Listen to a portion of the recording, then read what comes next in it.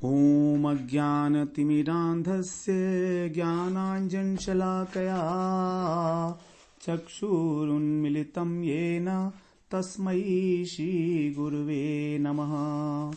वन्देऽहं श्रीगुरो श्रीयुतपदकमलं श्रीगुरून् वैष्णवांश्च श्रीरूपं साग्रजातं सहगण रघुनाथान्वितं तं सजीवं साद्वैतं सावधूतं परिजनसहितं कृष्ण चैतन्यदेवं श्रीराधा कृष्णपादान् सहगण ललिता श्रीविशाखान्वितांश्च तमादिदेवं करुणानिधानं तमालवर्णं सुहितावतारम् अपार संसार समुद्र सेतुं भजामहे भागवत स्वरूपम्।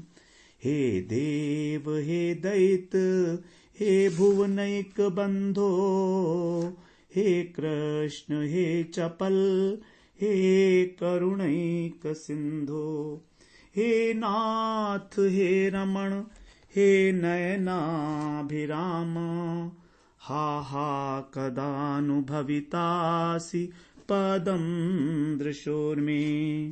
श्री कृष्ण चैतन्य प्रभु नित्यानंद श्री अद्वैत गदाधर शिवसदि गौरभक्त वृंद। हरे कृष्ण कृष्ण कृष्ण हरे हरे राम राम राम हरे हरे। हरे कृष्णा। सर्वप्रथम मैं अपने गुरुपाद पद्म ओम विष्णुपाद अष्टोत्तर शत श्री श्रीमद् भक्ति वेदांत माधव गोस्वामी महाराज के चरण कमलों में अनंत कोटि दंडवत प्रणाम ज्ञापन करता हूं। हम लोग श्रीमद् भागवत पुराण के प्रथम स्कंध का और 8वां अध्याय हम लोग श्रवण कर रहे हैं, जिसमें हम लोग अभी तक श्रवण किए हैं। कुंती जी की स्तुति चल रही है। यहाँ पर 18वें श्लोक से भगवान की स्तुति कर रहे हैं कुंती जी कि आप किस प्रकार से आदि पुरुष हैं, ईश्वर हैं, प्रकृति से परे हैं और हम माया के पर्दे में जो हैं आवृत हैं, इसलिए आपका जो स्वरूप है वास्तव में उसको नहीं देख पाते। जैसे कि एक जो नट है उसका जो वास्तविक स्वरूप है वो उसको दर्शक नहीं समझ पाते हैं, लेकिन कौन समझ पाता है? जो परमहंस हैं, जो मुनि हैं, जो जिनका अंतःकरण शुद्ध है, वो भक्ति योग के द्वारा आपको समझते हैं आपकी कृपा से।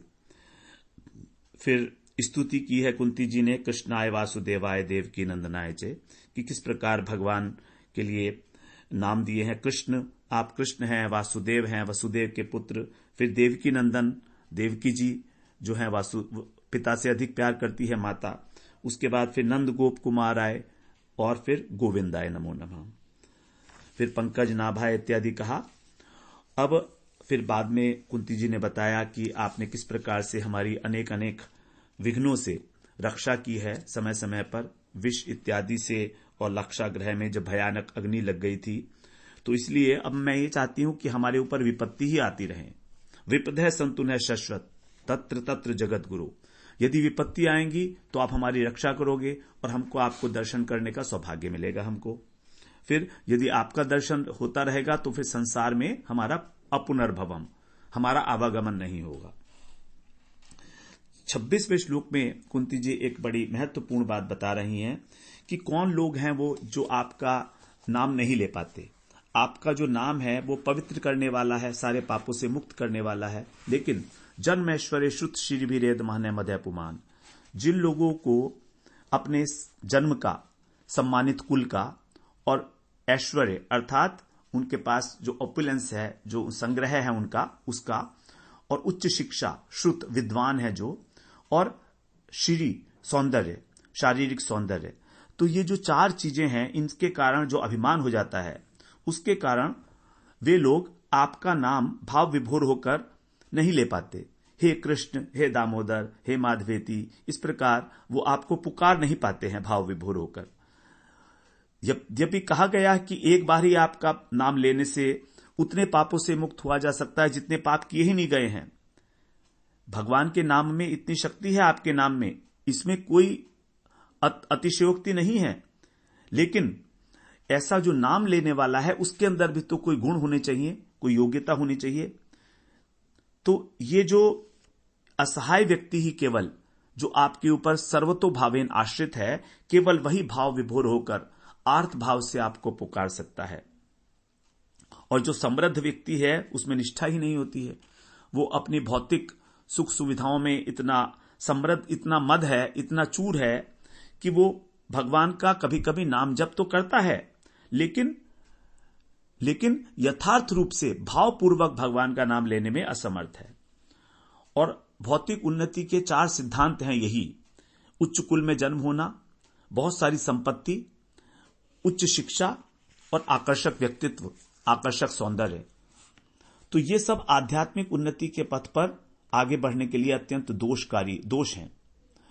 कभी कभी ये देखा जाता है कि जो आध्यात्मिक दृष्टि से उन्नत व्यक्ति है वो निर्धन हो जाता है समय के साथ साथ, लेकिन इससे किसी भी प्रकार हतोत्साहित नहीं होना चाहिए हमको, क्योंकि जिस प्रकार से हमारे जो शरीर में जब बुखार चढ़ जाता है तो हमारा उद्देश्य उस बुखार को घटाना, उसी प्रकार से जीवन का उद्देश्य होना चाहिए कि हमें अपने जीवन में जो मद हो गया है, जो अभिमान हो गया है, उसको घटाना।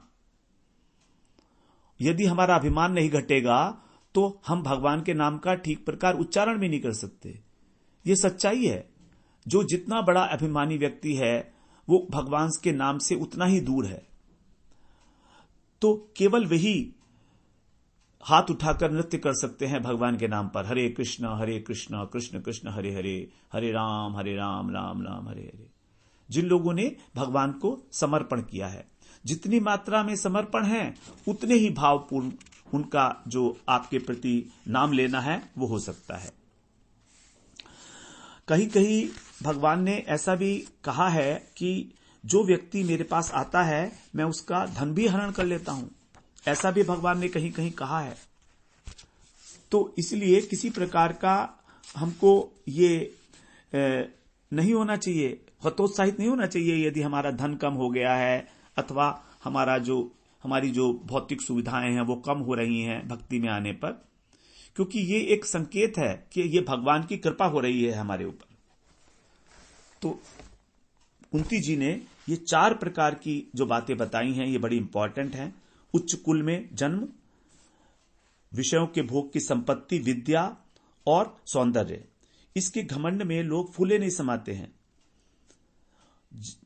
वो संकट आने में भी आपका नाम का उच्चारण नहीं करते हैं क्योंकि वो योग्य नहीं है इसके। फिर आगे कह रही हैं, आप 27वें श्लोक से हम लोग श्रवण करते हैं। नमो किंचन वित्ताय निवृत्त गुणवृत्तये आत्मा रामाय शांताय कैवल्यपतये नमः।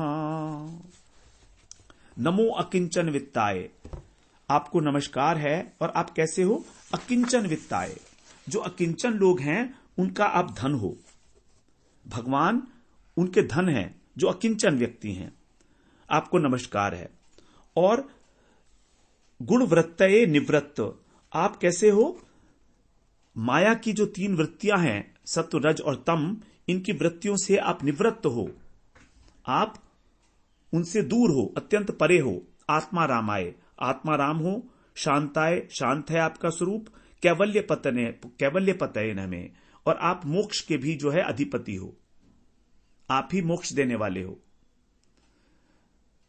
तो जो केवल आपके चरणों का आश्रय लेते हैं उनकी भी इस प्रकार की जो गुण वृत्ति है वो भी निवृत्त हो जाती है। गुण वृत्ति का मतलब सत्वगुण, रजोगुण, तमोगुण, और दूसरा धर्म, अर्थ और काम, जो हमारे 3 पुरुषार्थ हैं। यही जो है हमारे जो 3 गुण हैं माया के, ये हमसे क्या करा रहे हैं? इस संसार के अंदर हमारे जो 3 पुरुषार्थ है, त्रिवर्ग जिसको बोलते हैं, धर्म, अर्थ और काम, मोक्ष में नहीं, धर्म, अर्थ और काम, इसमें हमको संलग्न कराते हैं। आवागमन का चक्र हमारा चलता रहता है। तो इस प्रकार से आप स्वयं भी माया के गुणों से अत्यंत परे हो, निवृत्त हो, और आपके भक्त भी आपकी कृपा से निवृत्त हो जाते हैं, क्योंकि आप केवल अपने अकिंचन भक्त के ही सर्वस्व हो और वे धन संपत्ति की तरह आपसे प्रेम करते हैं। जैसे एक लोभी व्यक्ति अपने धन से प्रेम करता है, उसी प्रकार वो लोग आपसे प्रेम करते हैं, आप उनके सर्वस्व हो। तो इस प्रकार से भगवान के विषय में कहा गया है कि भगवान कभी कभी हरण भी करते हैं धन, जो उनके भक्त होते हैं अथवा जिनको वो अपनी भक्ति में आगे बढ़ाना चाहते हैं।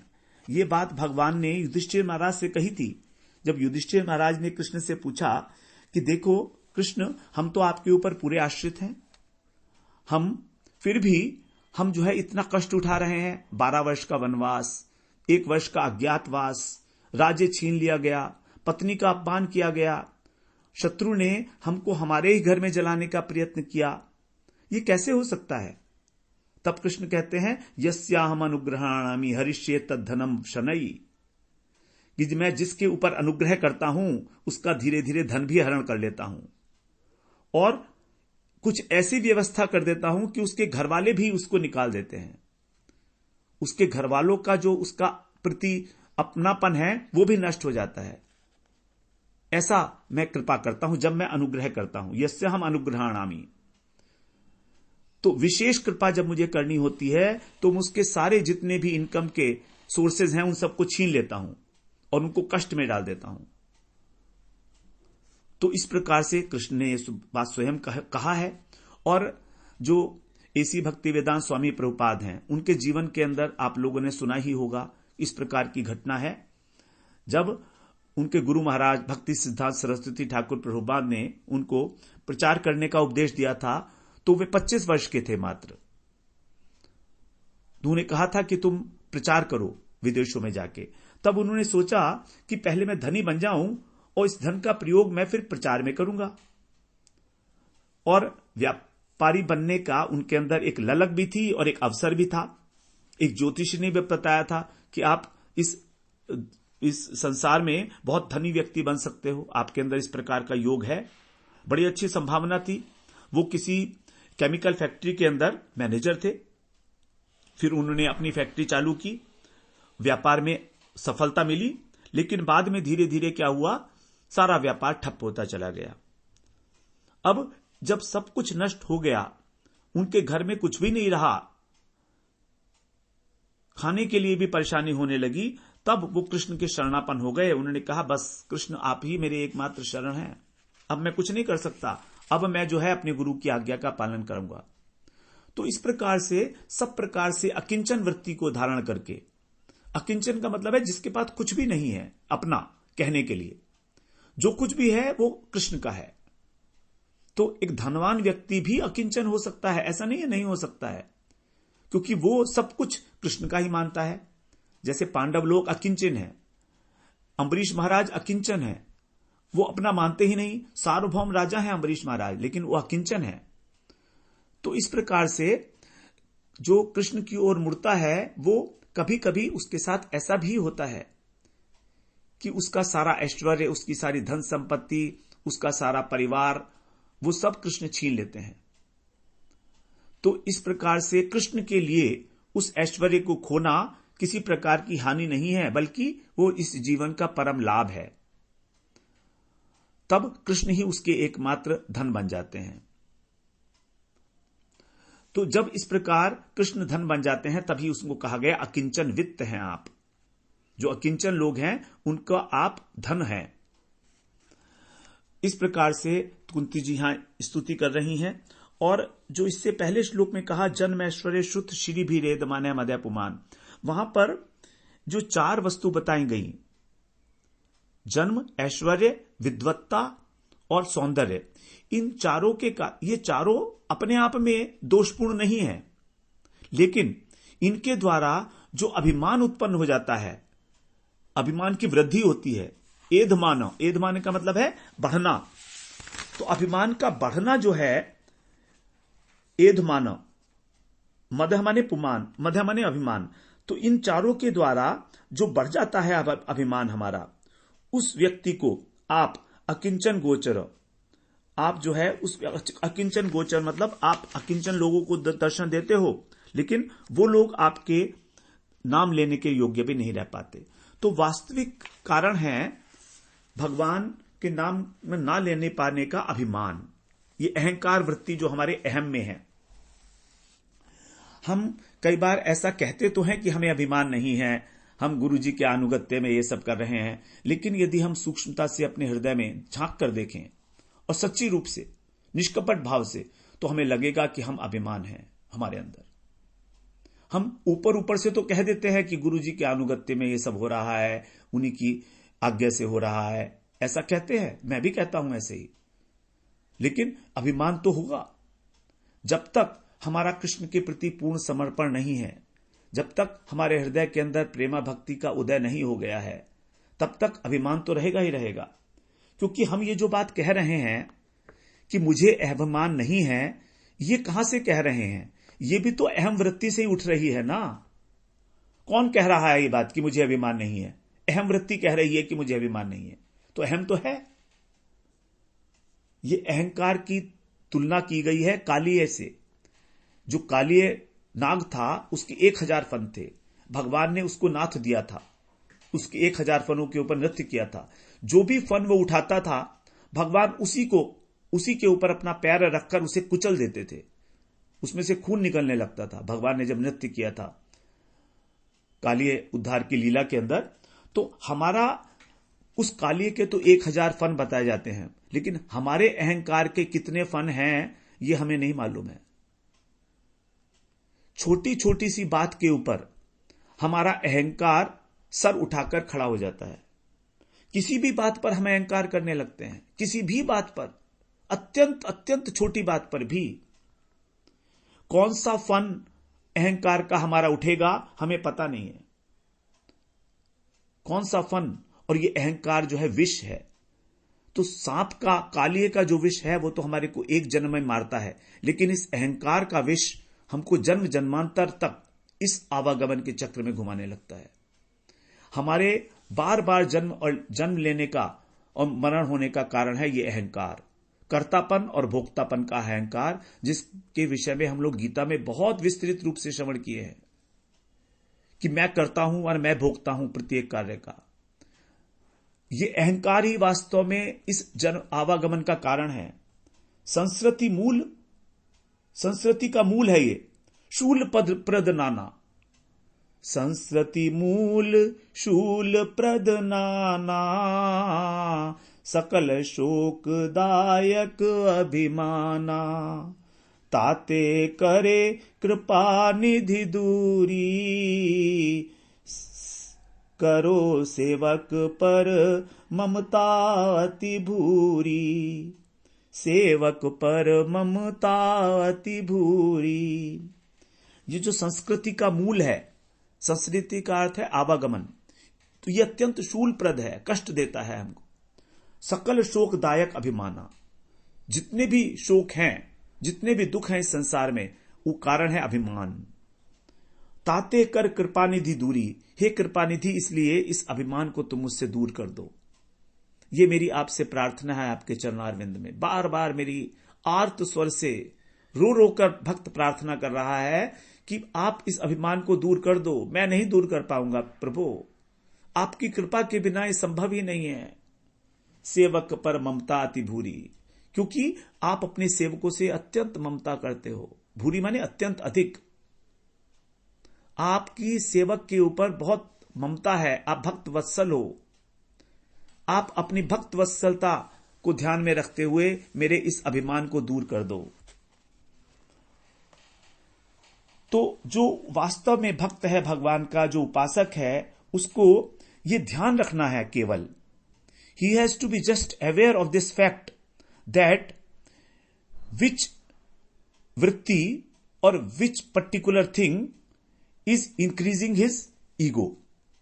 अहंकार का कौन सा फन उठ रहा है मेरा इस समय में, जब मैं किसी से भी कोई बात कर रहा हूं, उसके प्रति यदि भक्त जागरूक हो जाता है तो उसे ज्ञान हो जाएगा कि देखो ये है मेरी अहम वृत्ति। मैंने इसको बिल्कुल स्पष्ट रूप से देख लिया है।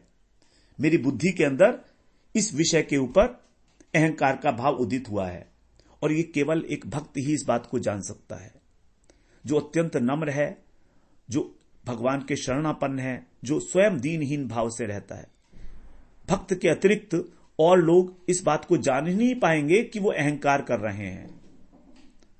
ये बड़ी सूक्ष्म वृत्ति है, बड़ी सूक्ष्म है, पकड़ में नहीं आती है। बस यदि पकड़ में आ गई तो काम हो गया। केवल पकड़ में आने मात्र से ही काम हो जाएगा। That is the very beautiful aspect of it. यदि हम इस बात के लिए अवेयर हो गए कि हां, अब ये मैं नहीं बोल रहा हूं, ये मेरा अहंकार बोल रहा है, अहम वृत्ति बोल रही है मेरी। तो क्योंकि जैसे ही हम अहंकार आता है, हमारा जितना शास्त्रीय ज्ञान है, विवेक शक्ति है, वो सब लुप्त हो जाती है। बड़ी बड़ी बातें तो करते रहेंगे, लेकिन विवेक नहीं रहता है, सदसत विवेक नष्ट हो जाता है। ये अहंकार बड़े बड़े लोगों को आया है। देवऋषि नारद को अहंकार हो गया था कि मैंने कामदेव के ऊपर विजय प्राप्त कर ली है। देवऋषि नारद को भगवान ने ऐसी माया रची कि वो जो है एक स्वयंवर हो रहा था, कहीं पर देखा माया के अंदर नारद जी ने, और वो उस राजकुमारी से विवाह करने के लिए तैयार हो गए। ये कथा तो हम यहां नहीं वर्णन करेंगे, आप सुने ही होंगे सब। तो इस प्रकार से नारद जी के अभिमान को चूर कर दिया। गरुड़ जी को भी अभिमान हो गया था। गरुड़ कौन है? महावैष्णव है, भगवान के वाहन है वो। ऐसा कहते हैं कि जब वो उड़ते हैं ना, तो उनके पंखों से सामवेद की ऋचाएं ध्वनित होती हैं।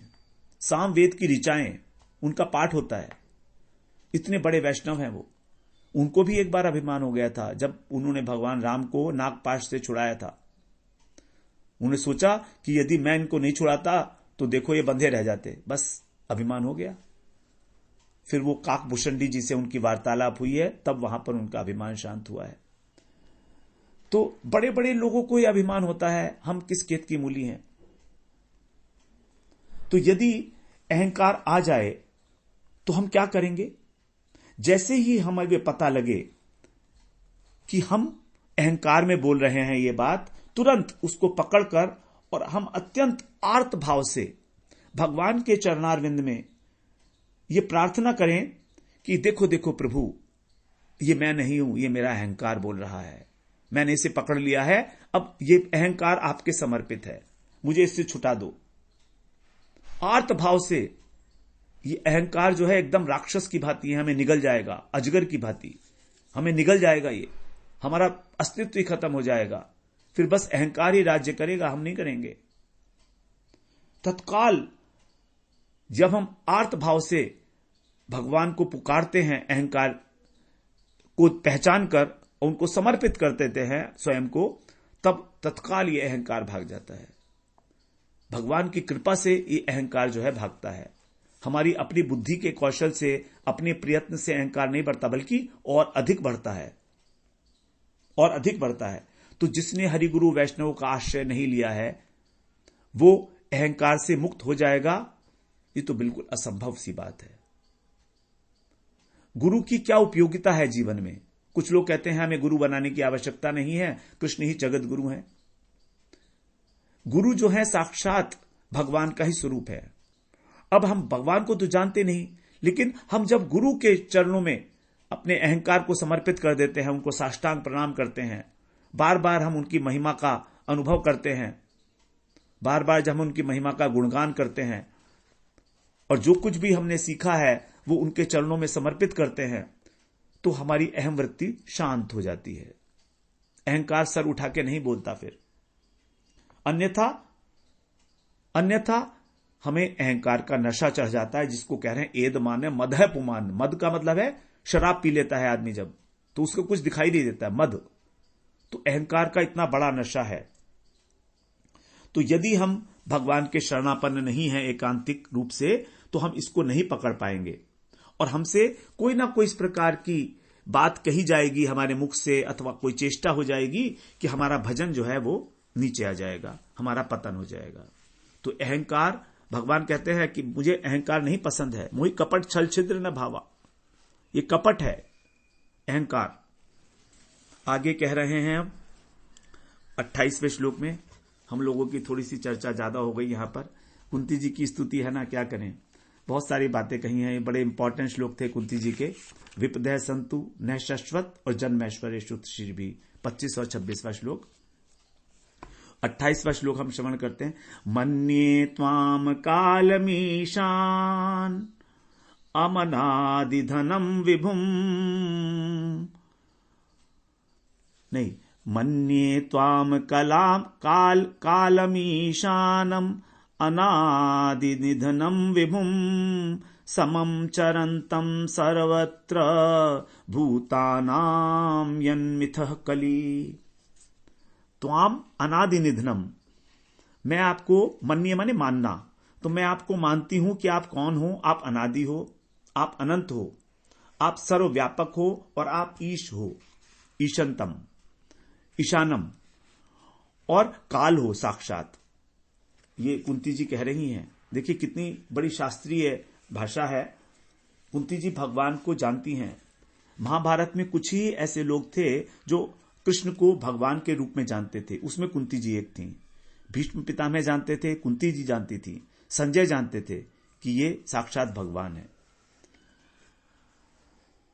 तो कह रही हैं वहां पर कि मन्ये, मैं मानती हूं इस बात को कि आप अनादि हो, आप अनंत हो, सर्वव्यापक हो, सर्वनियंता हो और काल हो सबके, और क्या है, सर्वत्र समम चरंतम, समभाव से सब जगह विचरण करते हुए भी।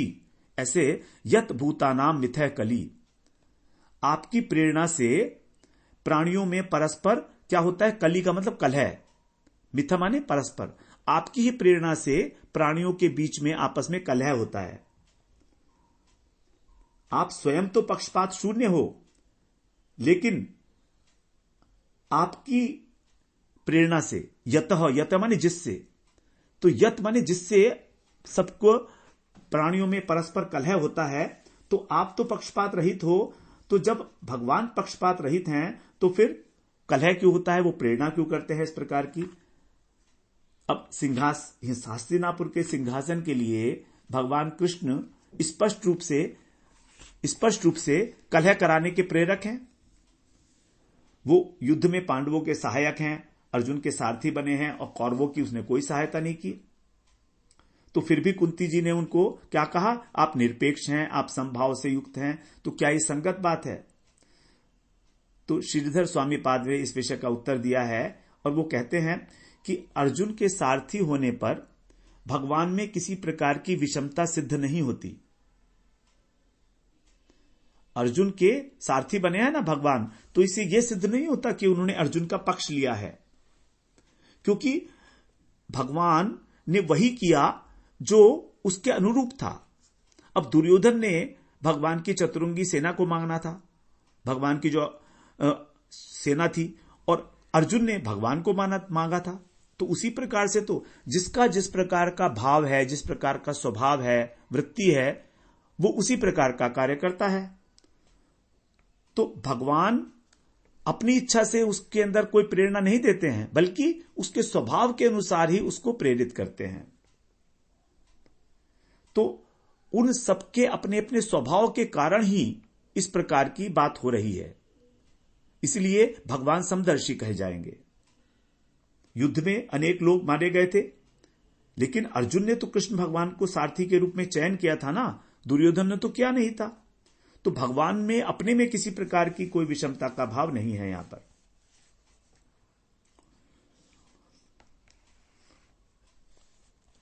लेकिन फिर भी कहा जाता है कि जो कुछ हो रहा है वो भगवान की प्रेरणा से ही हो रहा है। सर्वभूतानाम यन मिथः कली, कली का मतलब जो कलह हो रही है वो भी।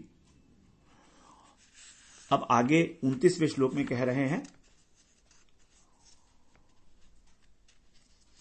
न वेद कश्चित भगवन् चिकीर्षित, न वेद 29वां श्लोक है, न वेद कश्चित भगवन् चिकीर्षितम् तवेह मानस्य नृणाम विडम्बनम् न यस्य कश्चित दयितोऽस्ति करहिचित् द्वेष्यश्च यस्मिन् विषमामतिर्नृणाम्। न वेद कश्चित भगवन चिकीर्षितम। हे भगवान, नृणाम माने मनुष्य, मनुष्यों के समान जो आप ये विडंबनम लीला इह मानस्य मतलब करते हुए, तो जो आप यह का अर्थ होता है करना, कोई चेष्टा करना, तो कह रही हैं कि जो मनुष्य के समान आप लीला करते हो, मनुष्यवत लीला करते हो, आपकी ये जो चिकीर्षितम का मतलब इच्छा करना, तो आपकी जो इच्छा है ये कश्चित न वेद है, इस इच्छा को कोई नहीं जानता। आप किस समय मनुष्य के रूप में बनकर और क्या लीला करना चाहते हो, न कश्चित वेद, कोई नहीं जानता इसको, क्योंकि यस्य कश्चित दैत न अस्ति, क्योंकि जिसका कोई भी, दैत का मतलब होता प्रिय, जिसका कोई भी प्रिय ही नहीं है, और न करहिचित द्वेष्य, और जिसका कोई द्वेषी भी नहीं है, अर्थात द्वेष करने योग्य। यस्मिन नृणाम मति विषमा, उस आप में मनुष्यों की बुद्धि विषम है, आप विषम नहीं हो। आपका न तो किसी से प्रियता है और न किसी से द्वेष है, क्योंकि सभी तो आपके संतान हैं। तो आप जो कुछ भी लीलाएं करते हो, आप क्या करना चाह रहे हो, हम तो जान नहीं पाते, क्या इच्छा है आपकी, और आपके अंदर विषमता का आरोप कर देते हैं। अब विषमता का जो आरोप करना है वो वास्तव में मनुष्यों की बुद्धि की विषमता है, आपकी विषमता नहीं है। आपके अंदर तो विषमता होने का कोई प्रश्न ही नहीं होता। ये प्रतीत होता है ऐसा, उनके अंदर अपना विषम मनोभाव है। आप पक्षपाती नहीं हो किसी भी प्रकार से। तो भगवान जो हैं वो किसी भी प्रकार किसी के साथ भी कोई विषमता नहीं करते हैं, और ये भगवान ने कहा है। लेकिन फिर भी गीता में जैसे भगवान ने कहा है कि मैं किसी समोहम सर्वभूतेषु न मे द्वेष्योस्ति न प्रिय, वही बात यहां पर गीता में जो कही गई है कह रहे हैं। 9वें अध्याय का 30वां श्लोक है ये, इन समोहम सर्वभूतेषु, मैं सभी प्राणियों के अंदर सम हूं। 29वां श्लोक, मेरा कोई द्वेषी नहीं है, मेरा कोई प्रिय नहीं है। लेकिन फिर भी ये भजंती तु माम भक्त्या मयि ते तेषु चाप्यहम्, लेकिन जो मेरे भक्त हैं, प्रेम से मुझे भजते हैं, वे मुझ में हैं और मैं उनमें हूं, अर्थात मैं उनका हूं। तो यहां पर पक्षपात है, लेकिन वो केवल वही है जो उनका भजन करते हैं। अब जो भजन नहीं करते हैं उनको क्या किसी ने रोका है भजन करने के लिए? वो भी करें, यदि वो करेंगे तो भगवान उनके भी हो जाएंगे। किसी ने रोका तो नहीं है उनको। भगवान ने कहा ना, ये यथा माम प्रपद्यन्ते तांस तथैव भजामि हम, जो मेरा जैसे भजन करता है मैं भी उसका वैसे ही भजन करता हूं। तो ये तो एक सिद्धांत है, तो ये इसको पक्षपात नहीं कह सकते। हम लोग कई बार ऐसा सोचते हैं भगवान देवताओं की सहायता करते हैं और असुरों को मारते हैं, लेकिन ऐसा बिल्कुल नहीं है, ऐसा बिल्कुल नहीं है। भगवान समदर्शी हैं। आगे कह रहे हैं 30वें श्लोक में, जन्म कर्म च विश्वात्मन, जन्म कर्म च विश्वात्मन अजस्या कर्तुमात्मनः तिर्यक निरीशिषु यादसु तद अत्यंत विडंबनम। जन्म कर्म च विश्वात्मन अजस्य अकर्तुरात्मनः तिर्यक निरीशिषु यादसु तदनंत्य विडंबनम। हे विश्वात्मन, आप विश्व की आत्मा हो। यहां पर कितने संबोधन जो है दे रही हैं कुंती जी कि आप कैसे हो, आप विश्व के आत्मन हो। 29 के बाद 30। हाँ, और आप अज हो, अजन्मा हो। अकर्तुम माने अकर्ता हो। भगवान ने कहा ही है कि मैं अकर्ता हूं, किसी प्रकार का कुछ नहीं करता हूं। और क्या हो, आत्मनः, आत्मस्वरूप हो। और आप अलग अलग प्रकार जन्म लेते हो, तिर्यक, निरी और ऋषिषु। कभी कल तो आप पशु बन के आते हो, पशु पक्षी बनकर, कभी आप मनुष्य के रूप में, और कभी आप ऋषियों के रूप में आते हो। यादसु माने जलचर के रूप में भी आते हो आप। तो आपका जो इस रूप में जन्म लेना है, जन्म च कर्म, अवतार लेना और कर्म करना वो अत्यंत विडंबनम, ये लीला मात्र है केवल। आप किसी प्रकार के कर्ता नहीं हो। तो आपने पशुओं के रूप में, वराह के रूप में जन्म लिया आपने, जब आपने पृथ्वी का उद्धार किया, पृथ्वी को लेकर आए ऊपर। फिर मनुष्य के रूप में आप राम के रूप से आए, राम के रूप में आए हो। ऋषियों के रूप में आप नर नारायण के रूप में हो। जल जंतुओं के रूप में आप मत्स्य बने हो, कूर्म बने हो। तो आप ये जो जन्म ग्रहण करते हो और इस प्रकार अकर्ता होके भी करता हो, लीला करते हो, ये सब युक्ति और तर्क के अगोचर है, विडंबनम। ये केवल लीला है आपकी। वास्तव में आप अकर्ता हो। किसी प्रकार का आपके अंदर कोई कर्तापन का आवेश नहीं है।